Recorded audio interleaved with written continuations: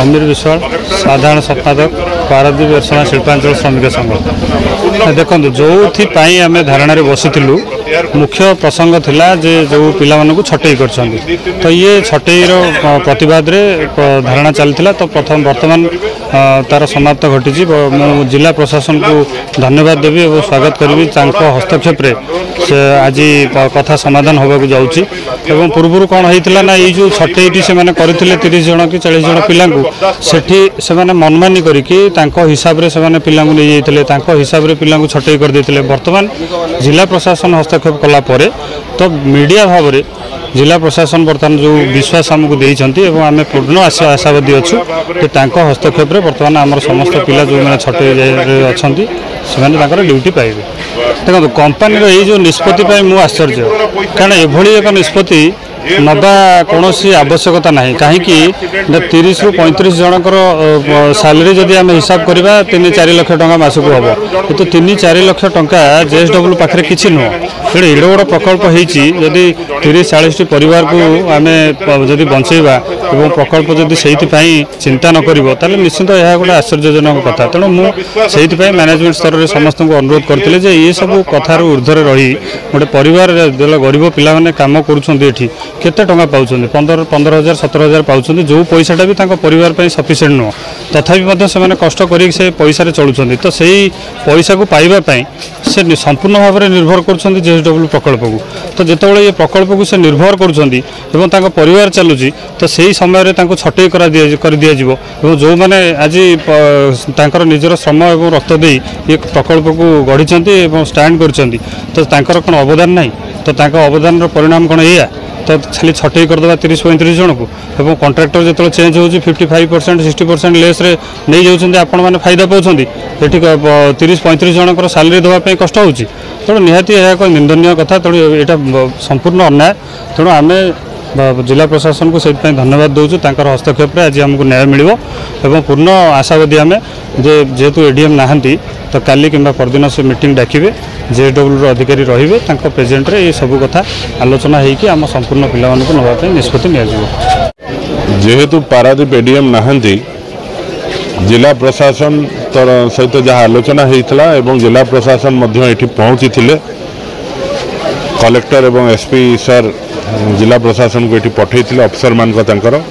एवं से प्रतिश्रुति देइचंती जे आगामी 2 दिन भितर एडीएम सर जॉइन कला परे एक मीटिंग हम एवं मीटिंग रे जेएसडब्ल्यू कॉन्ट्रैक्टर एवं यूनियन बसिकी जो 28 जन रु 30 जन पिला बाहर अच्छा से पुनर्निजुक्ति पाइबे तो जिला प्रशासन हस्तक्षेप पर एवं तांकर एश्योरेंस पर आज आम ये धारणा को प्रत्याहार करुचु एवं आशा करुचु जे आसंता 2-3 दिन भितर निश्चित एक 28 जन पिला आमर पुणी पुनर्बार निजुक्ति पाइबे जेएसडब्ल्यू रे जदि या न हुए ताले पुनर्बार आउरी बड़ आकार रे एठी आंदोलन हबो बोली आमे निष्पत्ति नहीं। देखंतु ठिकादार माने निजे लाभ करिया पई श्रमिक मान को छटई करचंती विभिन्न श्रमिकों को छटई कले सेमानकर दरवा कम दबाव पड़िबो किंतु कम श्रमिक अधिक काम कर मुनाफा कमाइवाई चाहती एवं यही जिनस को आम प्रतिवाद करुचु एवं पारादीप शिल्पायन कौन श्रमिक छटई चलो ना राजनीतिक अभिसंधि रो कि जहाँ रो कौन श्रमिक छटई हेले आम बर्दाश्त करूँ ना। पारादीप एरसमा शिल्पांचल श्रमिक संघ सबुबले श्रमिक मान स्वार्थ लड़ी लड़ुची लड़ुथिबो जो मैंने छटई होती से निश्चित निजुक्ति पाइबे एवं जिला प्रशासन हस्तक्षेप पर आम पूरा आशावादी जे निश्चित ये 28 जन पिला 2-3 दिन भितर पुणी गेट पास पाई चाकरी को जॉइन करेंगे। देखंतु गरीब लोकंकर पई सबुबले समस्या रुहे पुंजीपति पुंजी कमेबे आज जेएसडब्ल्यू कंपानी कोटी कोटी टका मुनाफा करुच्ची पारादीप रु किंतु 28 जन पिला रखा आमको ये 48 घंटा धरी आंदोलन करा पड़ुची जिला प्रशासन को आसवा पड़ुची ये माँ मान को रास्ता को ओह्लैया पड़ुची आम हक नवापाई केते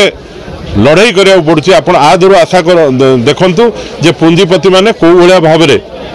मुनाफा नवापाई को भाव में से श्रमिक मान शोषण करने चेष्टा करुँच। एडिशनल तहसीलदार कुजंगा मना हूँ बाईधर प्रधान एडीएम सार तत्वावधान आम खबर से 1:15 बेलू पाई आम आसिक पहुँचलु